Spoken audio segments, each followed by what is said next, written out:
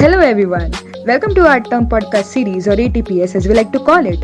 Every week on Friday we feature art and design professionals who take us through their journey in this fascinating world of art. Make sure you follow us on Instagram, Facebook and Spotify, and with that let's continue with the show and dive deep into the ocean of art.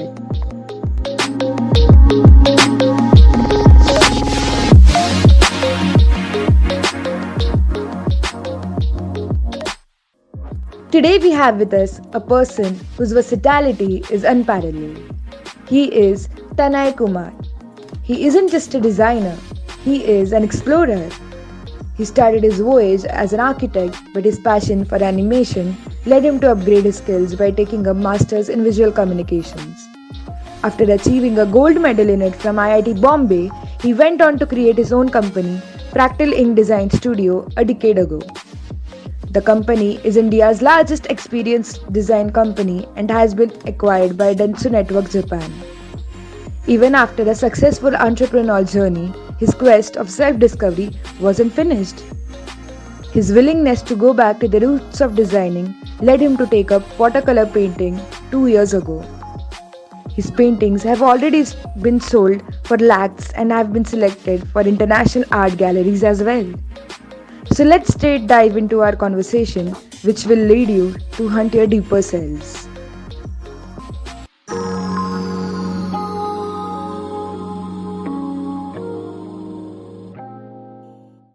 Hello, Tanay sir. It is our pleasure to host you today, and thanks for joining us.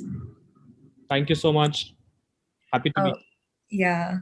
So before we dive into our actual conversation about art and design, I just want to ask you a general question. How are you, and how is lockdown treating you? I think I've got settled in lockdown. It's treating me well. I've got kind of really time for myself, and I think overall there has been some discovery about myself, which actually took over, and I think I'm quite happy with it. Obviously, not happy with the overall situation of the pandemic itself, but as far as staying at home and kind of really spending time with family and kind of really looking at alternative ways of doing stuff, even kind of like conducting office, I think it was good. Yeah, it's great to know that you are doing well, and I hope you and your family are safe. Absolutely. Yeah. So, moving towards your career and the earlier stage of your career, so you started up as a architect, right? So you took up your career in architecture. So, how did you come across this career, and how did you find yourself interested? Like, when did you get to know that you are interested in this field? So you know what? I think this. I come from a small town of Jamshedpur. I don't know if you read about me, but and Jamshedpur is a city where you're either when you're growing up, you're either a doctor or an engineer. Yeah, you don't have any other choices for your career. Yeah, exactly. Yeah. And that was same for me as well. I come from a background where my dad was an electrical engineer, my sister is an engineer, and I was actually almost kind of really into the same domain as well. So I did engineering for close to a year. I was into civil engineering, but somehow Oh.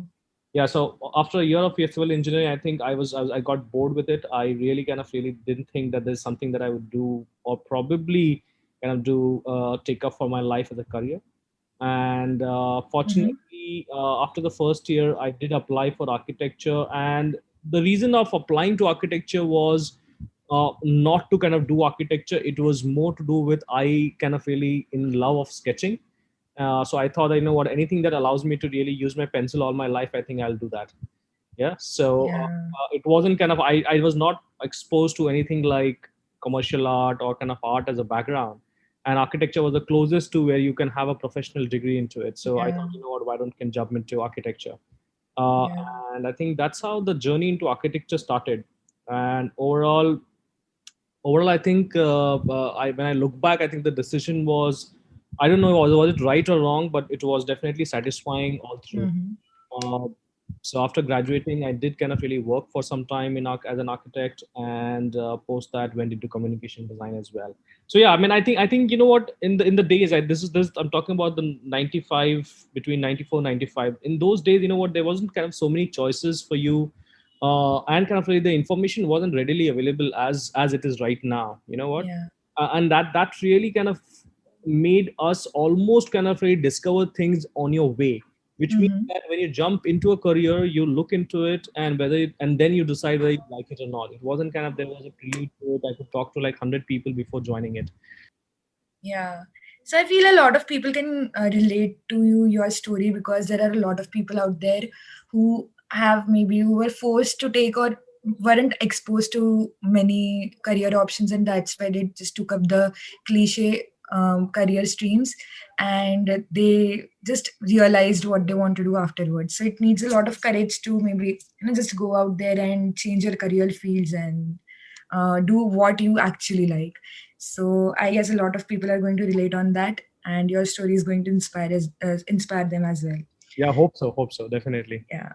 So after completing your architecture, you took up visual communications, right? You did masters in it from Yeah, IIT Bombay. yeah.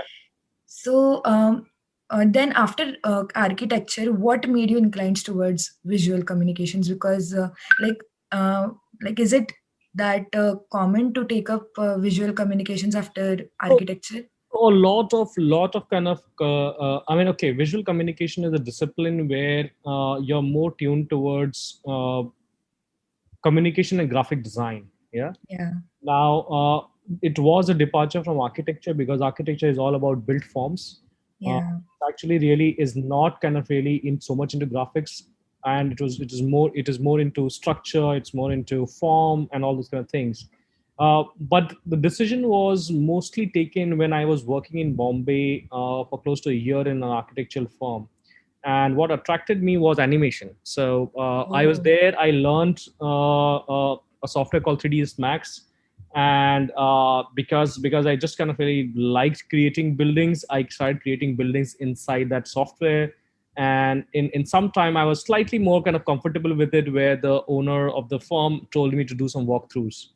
Yeah, you said, you know what, why don't you create some animation Yeah. for the Yeah. building that we're doing? And that somehow actually really kind of stayed with me. I really enjoyed doing it, and that probably made me believe that, you know what, rather than actually doing making buildings, I might actually go into animation as a career. Mm-hmm. And that's where I started kind of looking out for opportunities where I could study animation as a profession. And communication design at IDC was one place where they allowed you to kind of really have animation as one of the specialization while you're doing your masters. So Yeah. that's how it's all culminated into it. But right now, I don't do any bit of animation. In fact, Oh. even after graduating, I didn't do any animation. Animation was at the background. I actually discovered something else on the way, and then that actually really transformed my career altogether.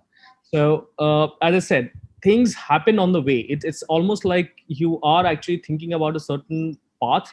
You take that path, and it's along the path you already get kind of start seeing that there are many more paths which can be really taken, and then you take that one which actually comes next or probably excites you.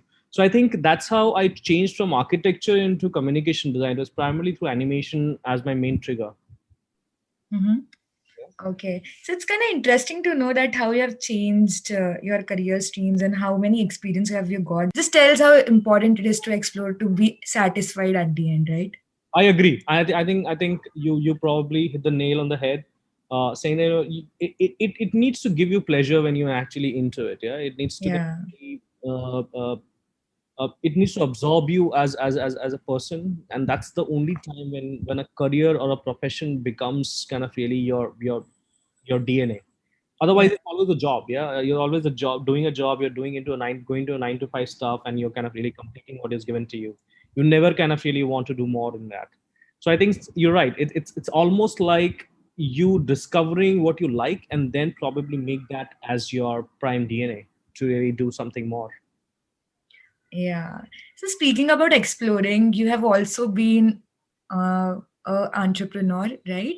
You have you are the brains behind the Fractal Ink design studio, right?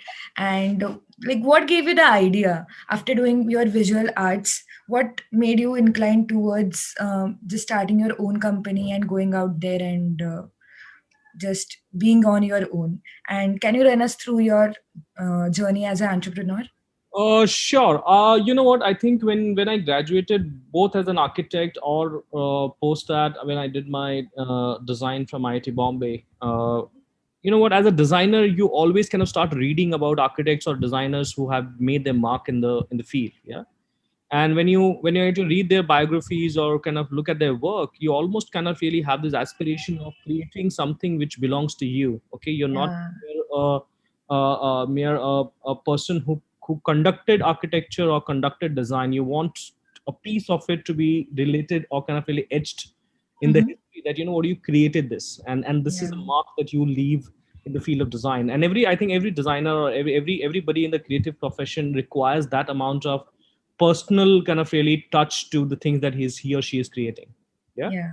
And that probably was the trigger for me to really one jump into entrepreneurship. I wouldn't call it as entrepreneurship at the start. It was more kind of a freelance that I was doing at that point of time.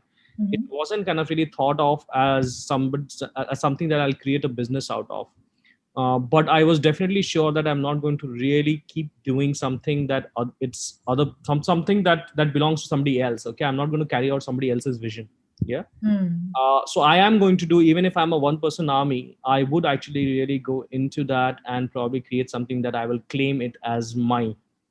And I think that aspiration turned into me not taking up an active job since the start. So after graduating, I immediately went into freelance after IIT Bombay.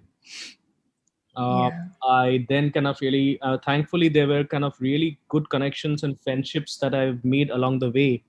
So my first project was designing the television channel. I don't know if you know, there was a channel called Z News. Yeah. Obviously. Yeah. So back in 2003, I got the opportunity to design that channel. So Great. one of the earliest memories of, or kind of fondest memories, are when I went to the whole studio. I had to design the online look. I had to design part of the set. I had to actually. I also designed the logo for Dish TV, which is kind of really now the one that is there is an adaptation of the original one that I did. The Hmm. first one that I came up with. So I think that was probably gave me some that probably gave me some confidence that I can operate alone, and I can actually really survive in this world with this kind of a mechanism where I pick up projects and kind of really deliver it through what I think it should be. So that was the start of it. I never kind of thought of it as somebody who will run a business, to be honest. And slowly, I think it turned into a business, thankfully, and people started trusting, and it grew to a size where now I am actually quite proud of the organization which is there as Fractal Ink. But that's Hmm. how it started. It started pretty much as a freelance career. You know, I don't know if that Yeah. explains, or did I kind of you want to probe that further? Yeah. After listening to your story, now I get this point that in fact, there are a lot of people out there in this design field who are freelancers and who start as a freelancer. So maybe this sense of taking ownership of your work is what makes them do work for themselves and not working for a company. Can we say that? Yeah, I think so. The other thing is that you know what, design is not a design, or probably even architecture, I would say to some level, is not a mainstream profession where you get a job. Okay. Yeah, For agreed. example, Yeah. if you're graduating as an engineer, you pretty much want a job in Infosys, TCS, or want to go abroad. Yeah. And Yeah. that's typically, and all of these jobs kind of pay you at a massive scale. I mean, that's a scale which probably artists and designers would never be able to command when they come out of the college. So Yeah. in my times as well, it was the same thing. As an architect, I was not able to kind of really demand the salary that a person working in TCS or Infosys could do. And at that point of time, the risk of actually, what was the risk? I was earning 4,000 rupees in my first job in Bombay, and the risk of giving up the job was just a 4K. If I can earn 4,000 rupees by any other means, okay, either by kind of scouting for a job for myself or doing a freelance, I'm done. I'm actually, so my kind of really aim was to earn 4,000 rupees on my own without kind of a backing of a business or a company behind me. That was what the I would say my barrier was. And I think Mhm. that small barrier itself was in some way to, and I would say that today as well, many artists and designers, I mean, take risk earlier in your journey. Mhm. If the more you get invested in your job and kind of take longer to start up on your own, uh, Mhm. the the comfort that you start kind of really enjoying will actually not make you kind of take the risk. Yeah. Suddenly you'll have a salary coming and you buy a big TV and then kind of really invest into Netflix, and then you say, you know what, if I give up all this, my Netflix will go, I will kind of be left with no television, or kind of no car, then probably you're already kind of really lost the journey. Okay, you're already into another journey which probably can take you wherever you want to. But I'm saying the entrepreneur in you, or probably the individuality that you seek, probably will be lost at that point of time. So if you want to do something, start early in your journey. Mhm.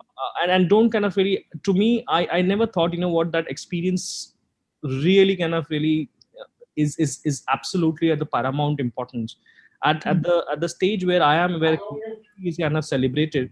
I think in some way, I brought a fresh perspective into it because I didn't have any baggage of something or somebody else's knowledge. So the projects that I did initially in the career, probably what I think right now when I look back, is probably brought freshness into the things that people seeked for, or my clients seeked for. And I could do that because I didn't have a baggage of working in an organization. I could think completely independently. Yeah. Speaking about the start, since start you have just gone deeper and deeper into this field, right? Into the art sector. Yeah. So on the way, you must have done a lot of projects and like so. While doing those projects, from where do you find inspiration for designing, and what is one project that that you are extremely proud of? So I think since design is a service industry, okay, it's not an industry where you create your products. You actually have clientele and you respond to it. Okay, there have been many such instances where I felt that I'm doing a great job. Okay, it's not one particular design project that I can cull out of my portfolio and say, you know what, this is the best work that I could do. So there's a whole lot of stuff that I had done in the past, but memorable time that I spent in the field was in London. Yeah, so I was in London for close to 5 years and working for a design company called LBI. And since London is the art capital of the world, yeah, the amount of exposure and the amount of enlightenment that you get as a designer when you're visiting a city like that was immense. I think that is the biggest influence in my. That the city has the biggest influence on my life is what I can say. It actually not only shaped on what I did today, but also kind of really opened my eyes to what people around the world are into. Okay, we might be kind of really a minuscule part of the world, and but the world has moved on and actually has the perspective itself changes when you actually go to a place like that. Yeah. So I think a part of my career I owe to my time spent in London. Obviously, it's not about the city itself; it's about the people that I interacted with there, the different cultures that I came in contact with when while I was in London. So I think it evolved. I think it evolved dramatically after that, and I think the courage that or probably the dream to make an organization of the scale that it is today probably stemmed from there. Okay, the roots were kind of really, the seeds were kind of really brought from that particular kind of experience that I had in London. Because looking at that city or looking at the kind of things that is happening on that side suddenly kind of brought a perspective towards you that, you know what, we as a country, or we as designers in the country, can make such a difference with just design as a backbone. Yeah, you don't, Yeah. I mean, it's like design was never celebrated in India. Okay, Yeah, that's a sad reality. we were always a technology first nation. Okay, you can repair Mm-hmm. computers but you can't kind of design anything. That was what the perception is. Yeah. Yeah. And I think that itself gave the time that I spent there, that itself gave me confidence that, you know what, I don't think so that technology only alone can really change the nation. I think it requires a careful kind of really evaluation into what exactly are we building on the back of this technology. So the whole kind of a premise of fractal ink design that I started Mm-hmm. was built into designing for people. Yeah, designing for the country and the context. designing for something which actually is meaningful for people of India. Yeah, and that itself kind of really gave us so much of opportunity, or probably opened so much of opportunity, that I can't say. I mean, obviously it's the organization that was built, was the backbone of it. And I think the size of it, or the kind of accomplishment that the company has got in the last decade, is a showcase of the acceptance of this dream that we started off with, that yes, design can change things. Yeah. Wow. That was a very different perspective, and that totally blew my mind. It is adding to what I think about designing sector, and I'm thankful for that. So the way you describe your journey sounds like you were doing pretty well. Actually, you were doing great in with the organization that you have founded. So what made you go, like what made you get out of it, and what was the time when you first realized that maybe this is not something that I would like to continue doing? Okay, so let me just clarify something here. So I'm not still out of it. Okay. Okay. I'm still the CEO of the company, and I still kind of really very much invested into the company as such. Yeah. Okay. But when you actually move from a freelancer or designer to a small organization of a design, and then you build a company which is kind of more than 100 people, Mm-hmm. you kind of really become more an entrepreneur, a businessman, because every month I have to really think about that whether I will be able to sustain those 100 people or not. Yeah. Yeah. And those 100 people are the ones that actually really go out and evangelize what you as an organization stand for, which means that I am not Fractal Ink. The Fractal Ink is 120 people who work for me. They are the ones who are designing day in, day out. Yeah. So Yeah. that responsibility was taken off my shoulder, of kind Okay. of really going out, designing, arguing it out, working with clients. And I think I had some able hands take off that load off from me. Yeah. Okay. Yeah. And I still kind of really drive the vision. I still kind of really lead the organization in terms of every other aspect. If somebody wants to kind of really take my help, all this comes to me. But in this whole kind of really journey, and I think when I look back look back at my kind of really personality, I think somewhere on the line, this whole want of creating, yeah, Mm-hmm. that I want to create never went away. Yeah. So when the job of that I was doing was taken or kind of offloaded to people who could do that, probably some people can do better than me, then I started seeking for something else that I could create. Oh. Okay. And I thought that I need that. And I think as a person, I need that. I need that my name attached to something that I have created. And I think that's the reason why I moved, or not moved, I would say I started kind of really painting. Mm-hmm. I started kind of with watercolors around close to 2.5 years back. And I did kind of really used to sketch a lot, because coming from architecture as a background, and pencil, as I said initially, pencil was something that I wanted to spend my life with. Mm-hmm. Even as a child, I was kind of quite attracted to that whole charcoal and the lead. Yeah, I was quite attracted to that whole thing. So I think it just kind of really circled back to that particular time when I want to pick up the pencil again. I want to create again. And an architecture being my kind of really the education, somehow I started. If I look at my paintings, it's mostly invested into a lot of street scenes, a lot of architecture. Yeah. Yeah. And I think I want to capture that. It comes naturally to me. I can see through the clutter into the beauty of the architecture. So even if you take me to a very very crowded place, I'll still kind of cut through the clutter and kind of see the beauty of the architecture. I can do that. So I think that all that kind of really combined, kind of really gave me some kind of really a venting out mechanism, that, you know what, okay, fine, let me try this out. I think this might actually really satisfy the need of creating again. Mm-hmm. Uh, Actually, what you said right now, it just moved me. So, you are doing watercolor, right? Right now. So, what made you choose watercolor as your medium? So, like, why didn't you continue with the pencil? Because you were kind of fond of the charcoal more than watercolor. So, why didn't you continue with that and choose watercolor as your medium? So, okay, fine. As a self, okay, when you actually learn art, I have never learned art in a college or never gone to a college to learn art. So I don't know how people actually really narrow down on a medium that actually is something that they're comfortable with. So I don't know a formal process of it. Now the Okay. problem is that I think, and this is purely kind of really reflection. There's nothing. Don't take this that this is the formula to really find out what medium you like. I somehow feel that the medium chooses you. Actually, really, you don't choose the medium. The medium automatically kind of chooses you.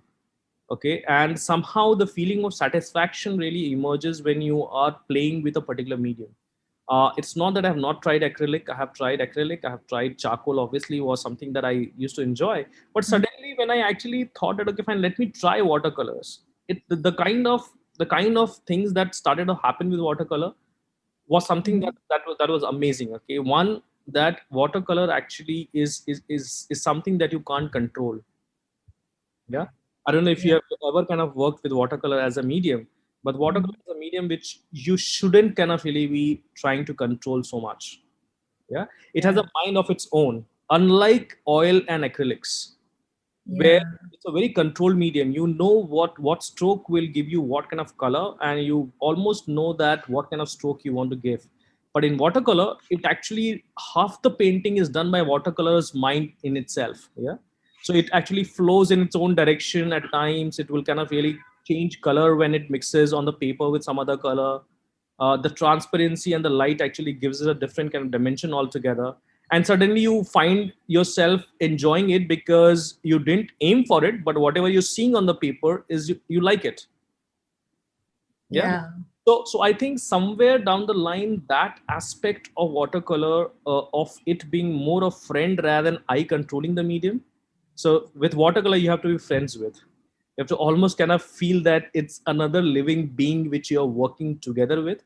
And that's when I think it flourishes. And I think that aspect of watercolor, what attracted me, it actually really at times emerges, the painting that emerges at times is non-planned. Yeah, so I kind of really just feel that I didn't think about it in this way, it suddenly starts to look that way. Yeah, I am glad that you chose watercolor, or as you say, watercolor chose you. So your work is very versatile in terms of what you paint. So how did you choose the subject of your painting? What is your process of choosing it? So one is definitely something which will, okay, my inspiration, or probably my the way I learned stuff, was looking at some of the masters. So Mm-hmm. Alvaro, or I don't know if you know Alvaro Castignet, or kind of really Joseph Zubovic. These are the painters whom actually I follow quite regularly. Yeah, Mm-hmm. and I think part of my technique or part of my philosophy towards art comes from listening to them. Yeah, Mm-hmm. how do they look at subject, or how do they choose subject? Now, although you can listen to them and you can actually really see how they are doing it, but once you start kind of doing your own, you start to realize that you have a signature of your own actually when it comes to choosing subject. In my case, a lot of my paintings obviously are street scenes, but some of them are very very kind of really normal objects. Yeah? Mm-hmm. Some of them are so normal that in a normal day to day life you would ignore it. Yeah. Yeah, yeah, So at times probably. I painted a fire hydrant. Yeah. Mm-hmm. Which was coming out of bits of grass and stuff, and I really kind of really nobody would notice it even kind of while walking it as a piece of something that you can paint. Yeah. But Yeah, yeah. suddenly those kind of really things which are hidden, which are not kind of really so obviously apparent when you're looking at or you're crossing that place, is something that I want to pick up. Mm-hmm. You miss something that you as a normal person will miss, is something becomes a subject for me. Yeah. Yeah, so my actually really endeavor most of the time is to look at objects or scenarios or kind of subjects which are lost in your day-to-day life. Can I actually give them a new life? Can I bring it to focus And obviously watercolor allows you to do that whole focus thing where you can actually blur out the edges and kind of bring that building to or kind of the object to life. Yeah, you can do that all those with watercolor. So I think that's my way of looking at subjects. It's just been 2 years, and your paintings have already been sold for like lakhs of rupees, and they are going to be displayed in international art galleries as well. So, what do you think have helped your paintings, reach such heights in such a small time? Is there any advice you would like to tell the painters to make their artwork stand out? Well, I think one thing is that you should never kind of aim to. I mean, you never should paint to achieve fame. Yeah, you should paint for yourself. So be honest to the craft that you're into. And I think that honesty at times just shows off with people's appreciation. If you keep kind of really looking at what gets sold and kind of try to say that can I make this similar thing and then it will get sold, I think that's where the problem is. Yeah. The problem is that sold are not the ones which actually are inspired from other things. The things that are sold are basically something which is honestly painted. Yeah. So that is one tip. The first tip that I would get, that please get, I mean, after you're learning, when I was learning, I also kind of really copied a lot of stuff. Yeah. I kind of really took inspirations and took from all over the place and kind of tried to kind of imitate a lot of kind of really strokes, etc. But after a while, I started kind of really departing from just kind of really looking at other people's work. I started kind of really just going out and painting what I saw. Yeah. And I honestly kind of brought that into the picture. And I think that honesty at some level started showing up into people recognizing it as something that they like to see more. Yeah. Always kind of really don't be shy about talking about what you thought. Okay. When I post and when I post my stuff on any of the social media, I do write about it. I do write about that, what exactly is the background and why I painted it. Yeah. And that amount of anecdotal references, those small stories, bring the painting alive. Yeah, they bring context to why I picked up that subject, and I think that is what people attach it to. uh, I would say that there are the thousands and millions of painters who could do better than me, and I'm sure that they would be doing better than me. And my advice is that if you're a great painter, people need to see it, and you have to be honest about what you're painting and be kind of really open about talking about it. Okay, it can be anything. It can be meaningless. It can be really stupid stuff that actually made you paint certain things, but talk about it. Yeah, talk about it, write about it, and be shameless about exhibiting. So because it's at the end of the day, it's your expression. It's something that you thought. It cannot be somebody else's thought, and the thing that sells is actually that honesty that you bring to the painting. Yeah. Um, Other than that, I think just from a very very practical sense, I think in today's world, social media has a lot of influence. Try actually using those sources effectively. I got connected to galleries in internationally because I started kind of talking to them on a social channels. I kind of really started following them. They reached out to me. After they reached out to me, I actually really had a conversation with them on Instagram itself. I never kind of looked at the phone. I thought probably let me just kind of have a conversation. And trust me, there are people who are there to have a conversation. Just that it don't create a barrier for yourself that how will you, will you be able to communicate or not? I think they're all kind of open for communication. They're all there to actually communicate. So just kind of really slightly be more, I would say, you have to come out of your shyness. I've seen a lot of people become very shy of, and a lot of artists being very shy. Come out of that closet and talk about it. Yeah, it's always heartening. It's always kind of really there are people who can listen to it. So those are the things that actually I think it has worked. And as I said, I I think honesty in your work is something that probably is appreciated all across the world. So try creating honest paintings. So that was very insightful, and I must say that there were a few of the advices that even non-artists can take from So I know that you are living a life like now that I know all of your story, I can say that you have lived a life of maybe not one but two, three people. So you have actually explored a lot in your life, and you are what you are doing right now. It's going pretty well. But even then, I would just like to ask you. I'm just wondering, do you have any other aim in your mind, or any other plan, dream project that you want to do in future? Maybe So, just go yeah, out. I mean, Maybe just. I do, I do. So basically, Oh wow. I'm actually, I'm a driver by heart. Mm-hmm. Okay, so one of my dream is actually to drive around, and Oh, as much as I can and paint. Yeah. great. So obviously, some things on my mind is to actually go around. One, my first trip is going to be around India and kind of covering that because it doesn't Mm. require visa. But since I actually have lived in Europe for quite some time, Mm. and Europe is so beautiful. One of my dream is to actually live in few cities of Europe for close to 6 to 8 months and completely immerse into the culture and bring out what I can could capture from there. Yeah. So the idea is spend kind of time in these small little cities, villages of Europe, and actually really bring out the flavor of my experience with that place through my paintings. Wow. And Wow. yeah, so that's a dream that probably I don't know when I will be able to do, because obviously the pandemic is not kind of really going away anytime soon. So when travel becomes much more easier, it will be fulfilled. But overall, yeah, I just have a dream. I just have this whole notion of myself actually having a small van where I can put dump all my art stuff, probably have a sleeping bag inside the car itself, and just kind of really move around. Yeah. Oh.